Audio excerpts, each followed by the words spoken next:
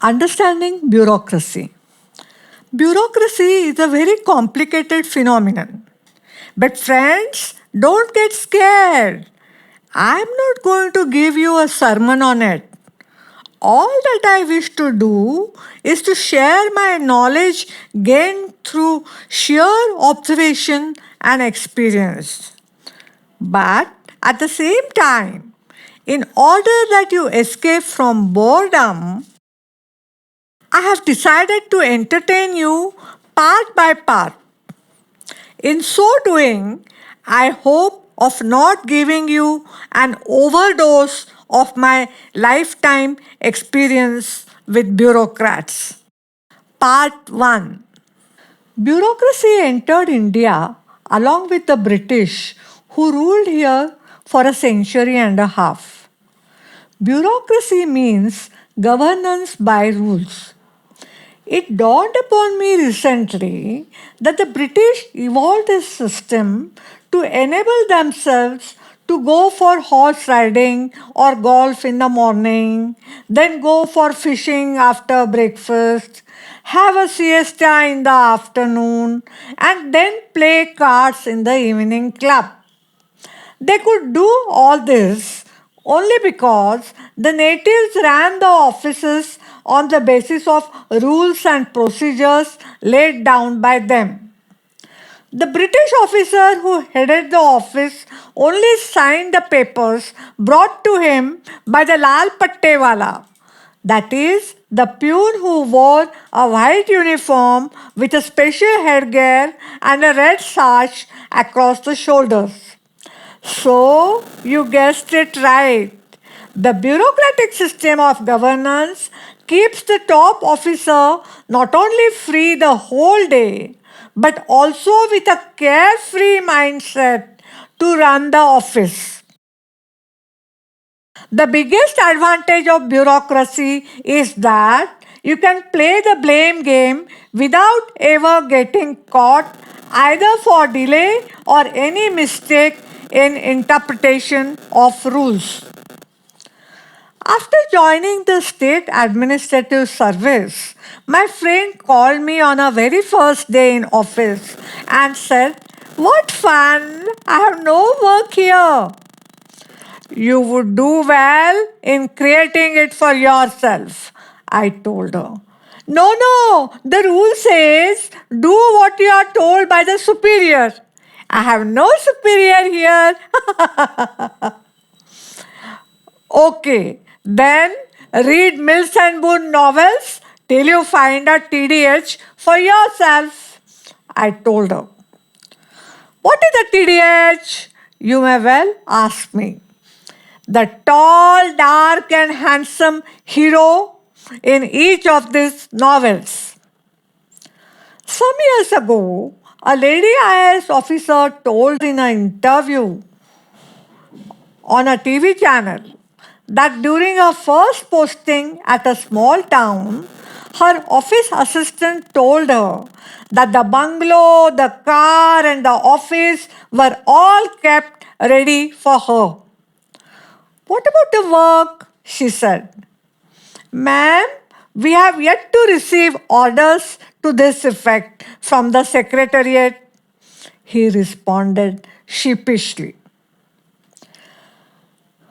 Well, the British left India long ago, but the legacy of rules, sub rules, and the roles of every section and subsection of various legal provisions continue unabated. Why do you think our ministers continue their tours all over the world without ever attending their offices? The rules ensure that they need not be present in office. Nearly 2 centuries of this system have created a variety of bureaucrats. Let us get to know them. The fresh bureaucrat.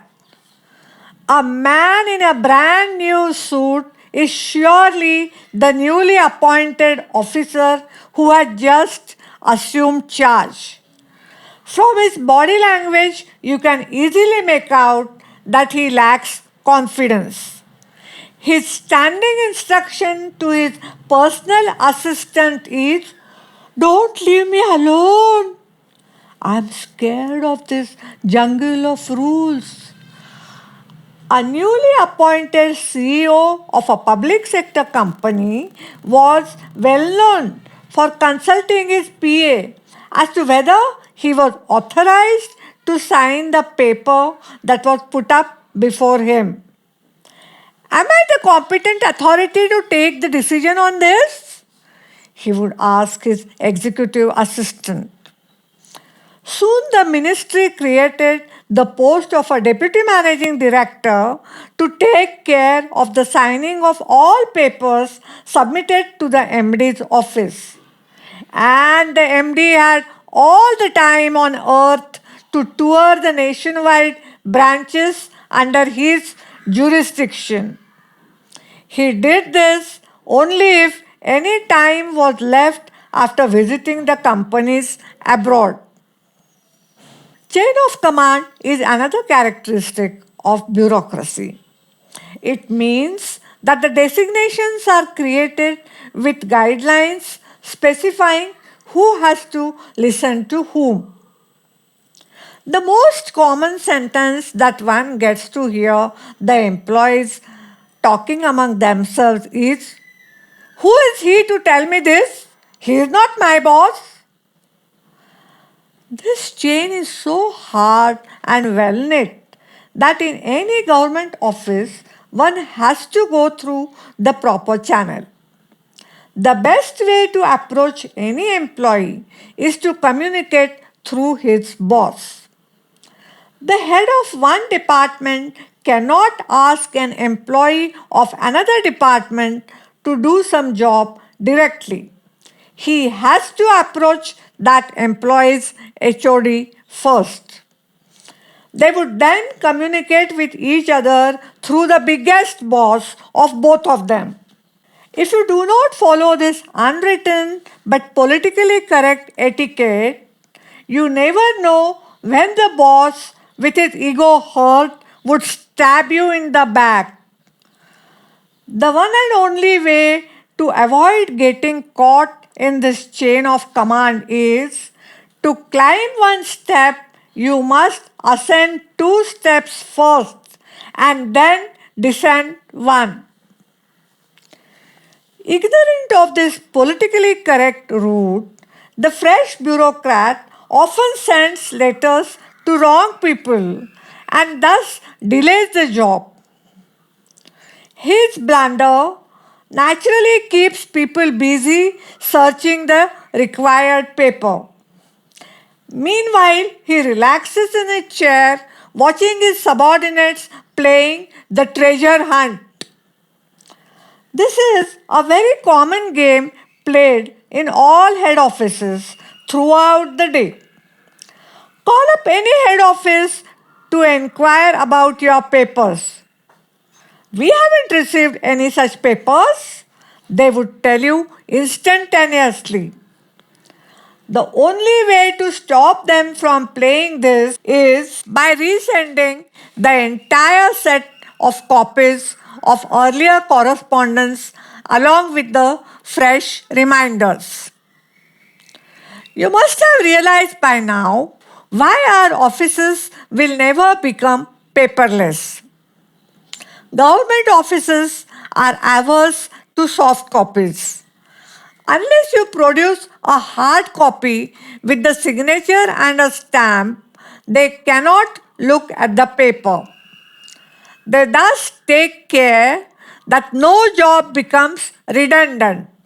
Of the man photocopying documents, of the man signing the document, and of the clerk putting a stamp on the document. There is absolutely no substitute to this system if you want to create jobs and bring down the unemployment